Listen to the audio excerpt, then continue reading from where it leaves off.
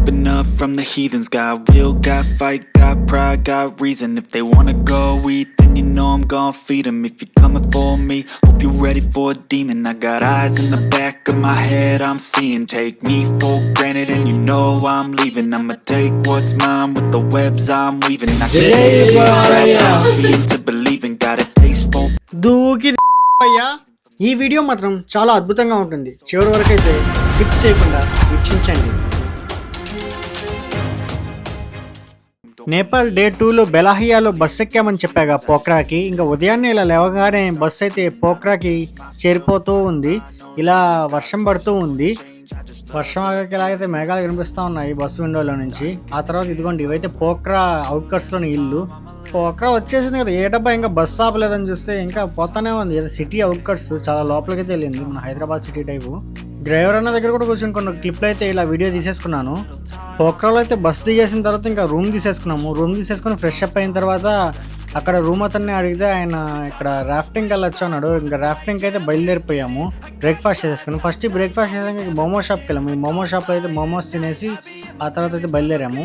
ఇదిగోండి ఈ షాప్ అని అయితే మోమోస్ తయారు చేస్తుంటే ఇలా ఇంకో 2 క్లిప్లు అయితే కొట్టేశాను. మన దగ్గర అయితే అక్కడి నుంచి కాపీ కొట్టిన మోమోలు. ఇక్కడైతే వీళ్ళకి మన బోండాలు అట్ట మనకి నేటివ్, వాళ్ళకి మోమోలు అట్ట నేటివ్. అన్నేమో మోమోస్ ఉడకబెట్టేందుకు ఇలా చాలా అందంగా అయితే పేర్చాడు. నాకైతే బేక్డ్ మోమోస్ కన్నా ఫ్రైడ్ మోమోస్ నచ్చాయి. మీకే మోమోస్ ఇష్టం కింద కామెంట్లో చెప్పండి. బెలాహియా నుంచి పోఖ్రా వచ్చిన బస్సులో అయితే సీట్ లివర్స్ ఇలా ఉన్నాయి. మన దగ్గర అయితే ఇలా ఉండవు కదా, అందుకని ఊరికి ఒక ఫోటో తీశాను. ఇదిగోండి నేపాల్ కరెన్సీ 10 రూపాయల నోటు, 20 రూపాయల నోటు, 500 రూపాయల నోటు. నేపాల్లో కూడా ఫోన్పే ఉంటుంది. ఇది స్కాన్ చేసుకోవచ్చు. అది FONEPAY ఫోన్పే. అక్కడ ఫోన్పేకి మన ఫోన్పేకి ఏదో బిజినెస్ డీల్ ఉంది. మనం మన ఫోన్పేతో స్కాన్ చేసినా వాళ్ళకి నేపాలీలోనే ట్రాన్స్ఫర్ అవుతాయి. కాకపోతే అక్కడ వాళ్ళు ఈ సేవ అనేది వాళ్ళు రిజిస్టర్ చేసుకున్న వాళ్ళకే ఈ ఫోన్పే స్కాన్ అయితే వర్క్ అవుతుంది. నార్మల్ అక్కడ ఫోన్పేలో అయితే మన ఫోన్పేతో వర్క్ అవ్వదు. ఎవరైతే ఈ సేవ అనేది అంతా రిజిస్టర్ చేసుకున్నారో వాళ్ళకే మన ఫోన్పే అయితే వర్క్ అవుతుంది. ఆ తర్వాత మా రూమ్కి ఒక పికప్ ట్రక్ వచ్చింది. అదే మమ్మల్ని అయితే బంగీ జంప్ లొకేషన్కి అయితే తీసుకెళ్ళేది. డ్రైవర్ అయితే అసలు వేరే డ్రైవర్ అనుకున్నాం, కానీ ఆ బంజీ నేపాల్ దానికి ఓనర్ అయితే ఆయనే అంట.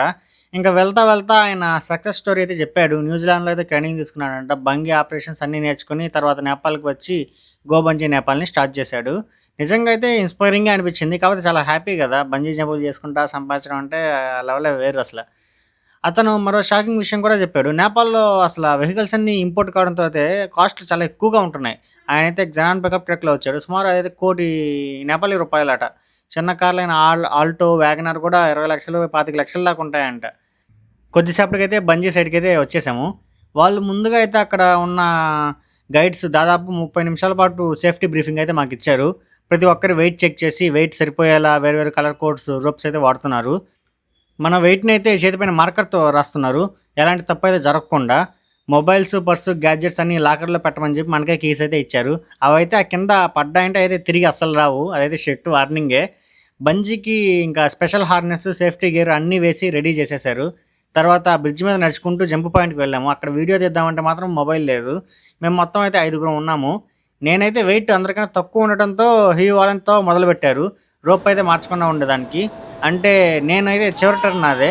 ఒక్కొక్కరు జంప్ చేస్తూ ఉండడం వల్ల నేను చూడడం వల్ల నాకైతే కొద్దిగా భయం అనిపించింది. హార్ట్ బీట్ అయితే పిచ్చిగా పెరిగింది. నాకు తెలిసి అప్పుడే నా బీపీ నా జీవితంలో అప్పుడే చాలా ఎక్కువ ఉంటుంది. ముందైతే నేను ఊహించుకున్నది స్టాండ్ నుంచి పరిగెత్తి స్టైలిష్గా జంప్ చేయాలనుకున్న రీల్స్లో చూసినట్టు. కానీ నిజంగా అక్కడికి వెళ్ళినాకైతే కాళ్ళు అయితే వణికిపోతాయి. అదైతే 101 మీటర్ల లోతు చూడంగానే మనకైతే గూస్ పింపుల్సే వచ్చేస్తాయి. మా అన్న అయితే చాలా కాన్ఫిడెంట్గా సూపర్ జంప్ చేశాడు. ఇంకా నా టర్న్ వచ్చినప్పుడు కాస్త ఫోర్స్ చేసి ముందుకు దూకాను. అనుకున్నంత దూరం అయితే దూకలేకపోయాని చెప్పి బాధగా ఉండింది. కానీ ఓ రకంగా మంచి జంపే అయ్యింది. గైడ్స్ కూడా కొద్దిగా మమ్మల్ని అయితే అప్రిషియేట్ చేసుకున్నారు. మీరు ఎక్కడి నుంచి అని అడిగారు. మేమైతే ఆంధ్ర అన్నాం. వాళ్ళకి ఆంధ్ర తెలీదు, హైదరాబాద్ తెలీదు, ఇంకా నెల్లూరు అది ఇంకేం తెలుస్తుంది, ఇంకా బాహుబలి అన్నాము. అప్పుడు ఇంకా మనల్ని గుర్తుపట్టేశారు మనం ఎక్కడి నుంచి వచ్చాము. ఇకపోతే జంప్ చేసే టైంలో అయితే ఫీల్ అయితే అసలు వర్ణించలేము. అబ్బా, కొన్ని సెకండ్లు మాత్రం అయినా కూడా 15 నుంచి 20 నిమిషాల దాకా అనిపిస్తుంది మనం దూకే జంపు కిందకి వెళ్తున్నది. జస్ట్ ఒక మహా అయితే 20 సెకండ్లో లేకుంటే 1 మినిట్ ఉంటుంది, కానీ అది మాత్రం 20 నిమిషాల దాకా అనిపిస్తుంది. రోప్ అయితే సాగుతూనే ఉంటుంది. ఇంకా ఇంకా ఇంకా కింద అయితే ఒక పెద్ద రాయి ఉంటుంది అక్కడ, ఈ బంజీ నేపాల్లో. అది ఆడ ఢీ కొట్టి చచ్చిపోతామో అనిపిస్తుంది. అలాగైతే ఫ్రీ ఫాల్ అవుతూ ఉంటాం. ముందుకు వెళ్తాం. ఇంకెప్పుడు ఆగుద్దరు అన్నప్పుడు సడన్గా ఇది వెనక్కి పక్కన లాగినట్టయితే మనం రివర్స్గా రిఫ్లెక్స్ అయిపోతాము. అలా ఇంక రివర్స్ అయిన తర్వాత కాళ్ళ దగ్గర ఒక లాక్ ఉంటుంది. ఆ లాక్ని మనం రిలీజ్ చేసుకొని నార్మల్గా తల కిందకున్న తల పైకి చేసుకోవాలి. ఆ హార్నెస్ అంటే పొట్ట దగ్గర కూడా కట్టుంటారు. కాళ్ళ దగ్గర ఉన్న హార్నెస్ మనం రిలీజ్ చేసేసుకోవాలి. మా అన్న అయితే అలా రిలీజ్ చేసేటప్పుడు కొద్దిగా తంటాలు పడ్డాడు. హార్నెస్ రిలీజ్ చేసేదేమో కాళ్ళకి ఇరుక్కోపోయింది. అందువల్ల అటు ఇటు తిప్పి మొత్తానికైతే ఫైనల్గా తీసేసుకున్నాడు. గుండె దడ, భయం, హైపర్ టెన్షన్, బీపీ, షుగర్ ఇవన్నీ ఉన్న వాళ్ళు తిట్టండి వెళ్ళొద్దు. ఎందుకంటే ఇలాంటి సిచ్యువేషన్లో వచ్చినప్పుడైతే గుండె ఆడికాడికి ఆగిపోతుంది. నాకేమనిపించింది అంటే అలా ఎండుకెళ్ళిన తర్వాత ఇంకా పైకి 2-3 జంపులు ఆ ఎలాస్టిక్ రోప్ ఉంటుంది, అది ఆ 2-3 సార్లు మళ్ళీ పైకి కిందకి అలా జంపులు చేస్తాం. అలా చేస్తున్నప్పుడు ఏంటంటే ఫస్ట్ టైం ఫ్రీ ఫాల్ అయ్యేటప్పుడు భయం వేస్తుంది, కానీ ఆ తర్వాత నుంచి ఇంకో 10 సార్లైనా జంప్ చేయాలని నాయన ఇంకోసారి మళ్ళీ రాదు, అంత హ్యాపీగా ఉంటుంది ఏదో ఉయ్యాలు ఊగినట్టుగా. ఇకపోతే మనల్ని అయితే ఒక పక్క వీడియోలు ఫోటోలు తీస్తూ ఉంటారు దూరం నుంచి. మన హ్యాండ్కి కూడా ఒక కెమెరా అయితే గోప్రో కెమెరా కట్టేసి ఉంటారు.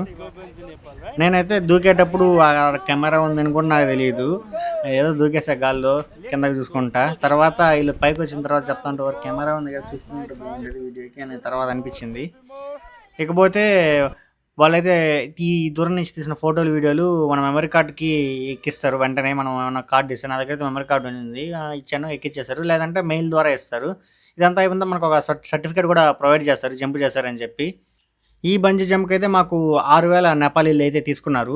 ఫస్ట్ అయితే నాకు అక్కడికి వెళ్ళి చూడంగానే వద్దురా ఆయన ఆగిపోదామని కూడా అనిపించింది. తర్వాత మళ్ళీ 6,000 నేపాలీలు ఎందుకురా బొక్క దూకి పారేసా. తర్వాత సంగతి ఏదైతే అయింది దూకేద్దాం అనుకుని దూకి పారేసా. అలాగైతే బంజీ అయితే పూర్తయింది. ఇంకా జంప్ పూర్తయ్యాక వాళ్ళు మళ్ళీ రూమ్ దగ్గర అయితే డ్రాప్ చేసేసారు. మీరు ఒకవేళ మా రా ఫుటేజ్ చూడాలనుకుంటే ఈ పైన ఇక్కడ క్లిక్ చేసి వెంటనే చూసేయండి. ఆ తర్వాత ఫుడ్ అయితే తినేసాము. ఆ ఫుడ్ తినే దగ్గర అయితే ఇలా చైనా ఆయన ఉన్నాడు, ఆయనతో కాసేపు చిట్చాట్ చేసాము. ఆయన చేత అయితే జై బాలయ్య అనిపించేసాము. కాకపోతే ఆయన చాలా మొహమాటంగా అన్నాడు జై బాలయ్య అని. ఆయన ఏమనుకున్నాడు, హెయిల్ హైక్ ఆయన ఏమన్నా అనుకున్నాడో లేకుంటే డౌన్ఫాల్ చైనా అనుకున్నాడో మనకైతే తెలియదు. ఆయన చేత అయితే జై బాలయ్య అనిపించాము. ఈ చైనా ఆయనతో మేము మాట్లాడిన రఫ్ ఫుటేజ్ అయితే ఇక్కడ క్లిక్ చేసి చూసేసేయండి.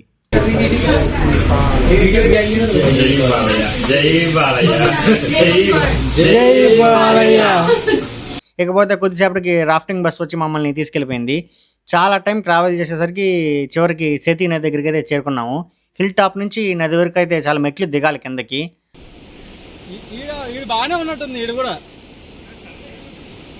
అక్కడ గైడ్స్ మాకు హెల్మెట్లు, లైఫ్ జాకెట్లు, సేఫ్టీ గేర్ ఇచ్చారు. ఎప్పుడు బోట్ అంచున కూర్చోవాలి, ఎప్పుడు మధ్య కూర్చోవాలి అన్నది వివరంగా చెప్పారు. రాఫ్టింగ్ మొత్తం టైం వాళ్ళు ఎంకరేజ్ చేస్తూ చీట్ చేస్తూనే ఉంటారు మనల్ని ఆ గైడ్స్. నిజం చెప్పాలంటే బంజీతో పోలిస్తే రాఫ్టింగ్ అంత భయంకరం కాదు, అసలు సరదాగానే ఉంటుంది. కానీ బంజీయే, రాఫ్టింగ్ అయ్యేది అదే. మొదట మనం తులిపోలేము. అదిగాక మా మంగరాజన్ అసలే ఫుల్ అగ్నిలు రష్తో ఉన్నాడు, బంగీ జంప్ చేసి మళ్ళీ దూకాలని చెప్పి. అందుకని చెప్పి వాళ్ళు రాఫ్టింగ్లోకి దింపక ముందే ఈ పైనుంచి అయితే నీళ్ళలోకి దూకేసి 4 సార్లు ఈత కొట్టేశారు.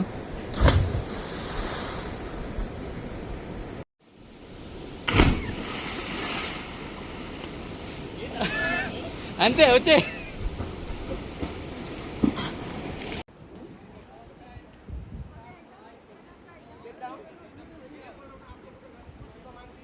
ఇదిగోండి నేనైతే ఫోన్ ఇలా సెట్ చేసుకుంటున్నాను. వాళ్ళైతే ఫోన్లో తేవద్దని చెప్పారు. మనమైతే తులిపోలేం కదా, చెప్పిన మాట కదా, ఫోన్ అలా పెట్టేసుకున్నాను. వాళ్ళ దగ్గర గోప్రో కెమెరా కూడా లేదనేసరికి మనకైతే ఫుటేజ్ ముఖ్యం బాయ్, ఫోన్ ఏమైపోయినా.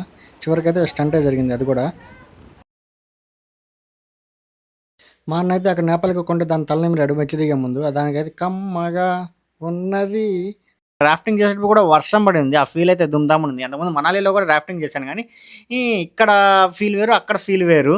వాళ్ళు మమ్మల్ని అయితే గ్యాజెట్స్ ఏమి తీసుకురావద్దని చెప్పారు, నీళ్ళలో పడిపోతే మళ్ళీ ఇంకా మనకి రాను కూడా రావు. కానీ నాకేం వీడియో తీయాలనే కోరిక ఎక్కువ. ఆల్రెడీ మనం నేపాల్లో రాఫ్టింగ్ చేసినప్పుడైతే వాడు గోప్రో పెట్టుకుని నేను తీస్తాను, ఎంత ఖర్చు వద్దు అంత ఖర్చు, నువ్వేంద్ర తీసేది అంత డబ్బులు మేము కట్టామని చెప్పి నా ఫోనే తీసుకెళ్ళి తీసేశాను. అప్పుడు అలా జరిగింది. సర్లే అప్పుడు తీసాం, ఇప్పుడు ఏమవుద్దని చెప్పి ఇప్పుడు కూడా మళ్ళీ రాఫ్టింగ్ నా ఫోన్ పట్టుకెళ్ళాను. కాకపోతే మనాలిలో ఫోన్ వాడినప్పుడు ఫోన్కి ఏం కాలేదు. అప్పుడు వాటర్ రెసిస్టెంట్ బాగా నమ్మకం. ఇంకా అరకులో వెళ్ళినప్పుడు 4-5 సార్లు నీళ్ళలో ముంచి ఫోటోలు తీసినప్పుడు మనకి ఇబ్బంది లేదు. నేనైతే నథింగ్ ఫోన్ వాడేవాడిని, దుమ్దమ్ ఉండేది. కానీ మనాలిలో కన్నా ఇక్కడ రాఫ్టింగ్ బాగా సూపర్గా ఎంజాయ్ చేసాము. మధ్యలో వర్షం కూడా పడింది, ఇంకా ఫన్ పెరిగింది. పైనుంచి ఎన్నో అందమైన బ్రిడ్జ్లు కూడా కనిపించాయి. మనం అలా రొటేట్ చేస్తాడు ఈ రాఫ్టింగ్ని ముందు నుంచి వెనక్కి, ఇంకా నీళ్లు మన పైకి వేసేదానికి ఎలా పడితే అలా గైడ్ ఇంకా ఎంకరేజ్ చేసేదానికి చీరప్ చేస్తూ ఉంటాడు. బోట్‌లో ఆ బ్రిడ్జిల కింద వెళ్ళడం చాలా బాగుందనిపించింది నాకైతే. గైడ్ కావాలనే బోట్‌ని తిప్పి నీళ్ళలో ముంచుతూ ఇంకా థ్రిల్ పెంచాడు. కానీ తర్వాత పెద్ద షాకు. చాలా చిన్న ట్రాజెడీ అనే చెప్పాలి. నా నథింగ్ ఫోన్ వన్‌లోకైతే నీళ్ళెళ్ళిపోయాయి. మొదట నెట్వర్క్ సమస్య వచ్చింది. తర్వాత సిమ్ తీద్దామంటే మన దగ్గర సిమ్మే చెక్కట్లేదు. ఇంక పిన్నీస్ తీసుకొని వాళ్ళ దగ్గర పిన్నీస్ గుచ్చి ఎట్టో తీసి అంతా చెక్ చేస్తే నెట్వర్క్ అయితే రావట్లేదు. ఇంకా అక్కడ హీటర్లుంటాయి. హీటర్ల దగ్గర పెట్టి ఆ తర్వాత పక్క రోజు ఎండొచ్చింతే ఎండ దగ్గర పెట్టి ఆ తర్వాత ఓకే సిమ్ పని చేయడం స్టార్ట్ చేసింది. No issues. తర్వాత కానీ కెమెరా లెన్స్ లోపలైతే నీటి బిందువులు చిక్కుకొని ఫోటోలు బ్లర్ అవుతూ ఉంది. ఇంక ట్రిప్ ఇంకా 6 రోజులుంది. ఇంక కెమెరా పనికి రాకపోవడం ఏందబ్బా నాయనా అసలు ఎందుకు పెట్టాను? అయినా మనం ఎన్ని సార్లు పెట్టాం అప్పుడు ఏం గాని ఇప్పుడేమైంది ఎట్టయిపోయింది. మన దగ్గర ఏ వస్తువైనా ఎట్టా పోద్దిలే అని చెప్పి ఓ పక్క సర్ది చెప్పుకుంటా అంతా మన తప్పే కదా! సర్లే ఏదైతే అదైంది. వస్తువులనేంది ప్రేమించేది మనుషుల్ని కదా ప్రేమించాలని చెప్పి లైట్ తీసుకున్నాను. ఇంకా అయినా కూడా ఇంకా 6 రోజులు ట్రిప్ ఉంది కదా! కెమెరా పనికి రాకపోవడం అయితే కొద్దిగా బాధే యేసింది. రాఫ్టింగ్ చేసేటప్పుడు ఇలా మధ్యలో అయితే ఆపారు. ఇక్కడ మధ్యలో కూడా మళ్ళీ మా వాళ్ళైతే పారుతున్న నదిలోకి జంపులు చేసేసి కాసేపు సేద తీరారు. వాళ్ళు మళ్ళీ ఎక్కడి నుంచి వచ్చారు భయ్యా మీరు అని చెప్పి మిగతా రాఫ్టింగ్ చేసే వాళ్ళు అడిగారు. మేమైతే ఇంకా హైదరాబాద్ అని చెప్పేసాము తెలిసినవరని. హైదరాబాద్ చూసారుగా మా పడవ అయితే ఖాళీగా ఉంది. మిగతా వాళ్ళు ఫుల్గా కూర్చున్నారు. నాకేమో ఇతర దొగదామంటే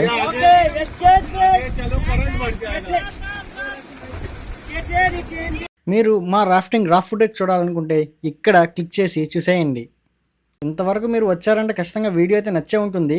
అలా అయితే వెంటనే సబ్స్క్రైబ్ అయితే చేసుకోండి భయ్యా. ఇంకా ఇలాంటి కంటెంట్ చాలా వస్తుంది. రాఫ్టింగ్ తర్వాత మళ్ళీ మమ్మల్ని బస్సులో తీసుకెళ్తూ మధ్యలో టీ కెఫే దగ్గర ఆపారు. అక్కడ మళ్ళీ గైడ్స్‌ని కలిసాము. ఫోటోలు తీసుకున్నాము సెల్ఫీలు. అక్కడ ఒక క్యాట్ ఇంకా ర్యాబిట్ ఉన్నాయి. నేనైతే మనం అసలే జంతు ప్రేమికుడు కాబట్టి పిల్లిని ఎత్తుకొని కాసేపు ఆడుకున్నా. ఇంకా కుందేలుని కూడా కాసేపు చూసుకొని ఫోటోలు తీసుకొని ఇంకా చివరికైతే రూమ్‌కి చేరుకున్నాము. అక్కడ జనాలే అలా ఉంటారో లేకుంటే మన కోసం ఏమన్నా బిజినెస్ కోసం అలా ఉంటారో నాకు తెలీదు. కానీ జనాలైతే చాలా జెన్యూన్‌గా ఉంటారు. అటు పక్కంతా నార్త్ సైడ్ అంతా. మన దగ్గర అయితే యాడ ఈడిన ఆస్తి విక్కొని పోతాడు అన్నట్టుంటారు. అక్కడైతే జనాలు అలా ఉండరు. చాలా ఓపెన్‌గా చాలా హార్ట్‌ఫుల్‌గా ఉంటారు. ఈ విధంగా అయితే డే 3 పూర్తయింది. 2 సాహసాలు జీవితాంతం గుర్తుండే అనుభవం అనే చెప్పాలి. బంజీ అయితే. కాకపోతే చాలా చిన్న నిరాశే ఫోన్ కెమెరా సమస్య అయిందని. అప్పుడు డిసప్పాయింట్ ఇప్పుడైతే అది పోతే పోయిందిలే అని అనుకున్నా. ఆ తర్వాత ఆ ఫోన్ ఇచ్చేసి ఇంకో 2 ఫోన్లు కూడా మార్చేశాను కాబట్టి. ఇంటికి వచ్చాక ఇంకా ఆంధ్రాలో వేడి కారణంగా కెమెరాలో నీరు కూడా ఆవిరైపోయి ఓ 4, 5 రోజుల్లో మళ్ళీ నార్మల్‌గా అయిపోయింది ఫోను. ఏమన్నా నథింగే దుందాము. కాకపోతే కాస్ట్‌లీ మరీ టూ మచ్ ప్రైజులు పెట్టి ఐఫోన్‌తో కంపీట్ చేస్తాడు. రాఫ్టింగ్ అయితే డిస్టెన్స్ 8 కిలోమీటర్స్ ఉంది. వీళ్ళది పేరైతే రాఫ్టింగ్ అడ్వెంచర్ నేపాల్. ఇదిగోండి కాంటాక్ట్ నెంబర్స్ ఏమన్నా కావాలంటే తీసుకోండి. పోఖ్రాలో ఇదైతే ఈ రాఫ్టింగ్ అడ్వెంచరు. మాకైతే 4000 నేపాలీలు తీసుకున్నారు. ఈ మధ్యలో బ్రోకర్లు అంతా కలిపి మాకైతే ఆ రోజు బంజీకి ప్లస్ రాఫ్టింగ్‌కి కలిపి మనిషికి 10,000 నేపాలీలు అయ్యాయి. అప్రాక్సిమేట్‌లీ ఒక 7,000 టు 8,000 ఇండియన్ రూపీస్ అయ్యుంటాయి. నా ఫోన్ పరిస్థితి అయితే ఇలా ఉండింది అప్పుడు. ఆ తర్వాతైతే నేపాల్‌లో కొరియన్ రెస్టారెంట్‌కెళ్ళి కొద్దిగా సుషి తిన్నాము. అక్కడైతే ఇలా పొడుగు బొంగేసుకొని ఈయనేదో ఊదేస్తా ఉన్నాడు. సౌండ్ థెరపీ అనుకుంటాను. మీకేదన్నా దీని గురించి తెలిస్తే కామెంట్‌లో అయితే చెప్పేయండి. ఇక్కడ ఒక లేక్ ఉంది. ఈ లేక్ చుట్టూ అయితే రెస్టారెంట్స్ వరుసగా ఉన్నాయి. ఇక్కడైతే ఇలా ఒక ఫన్నీ ఇన్సిడెంట్ కూడా చూశాను. చూసేయండి మీరు కూడా. డాన్స్ చేస్తూ దీన్నేమంటారో నాకు తెలీదు. ఎవరున్నాడు ఆ తర్వాత వీడిని చూసి ఇంకో అమ్మాయి ఒకటి డాన్స్ చేసిందనమాట.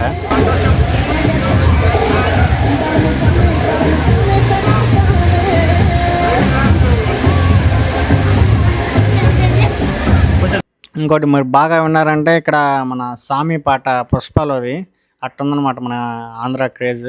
కానీ మన వాళ్ళకి ఆంధ్ర తెలియదు. అదే బాధాకరం. కొరియన్ ఫుడ్ తర్వాత ఇంకో రెస్టారెంట్‌లో చౌమీను ప్లస్ ఇదేదో ఫుడ్ ఐటెమ్ తిన్నాను. మాకైతే గుర్తులేదు ఏం తిన్నామో. నేనైతే ఫిషే అనుకుంటున్నాను ఇది. ఈ విధంగా అయితే డే 3 కంప్లీట్ అయింది. రేపైతే డే 4. రేపైతే మళ్ళీ స్పిరిచువల్‌కి వెళ్ళిపోతాము. ముక్తినాథ్ బయలుదేరాలి. ముక్తినాథ్ కొద్దిగా దూరమే. కాకపోతే ఆఫ్ రోడింగే వెళ్ళాలి. ఓ వెహికల్ మాట్లాడుకొని వెళ్ళిపోయాము. దాని గురించి రేపు మాట్లాడతాను. అన్నట్టు భయ్యా మీరైతే సబ్స్క్రైబ్ చేసుకొని కిందన గంటని గట్టిగా బాధేసేయండి. గంట మోగినట్టుగా. ఓకే ఉంటా అయితే. I don't ever slow up, no I don't take shit. I got no love for the fakeness. If you wanna play tough and wanna hate this, I'll always show up. I don't ever slow up.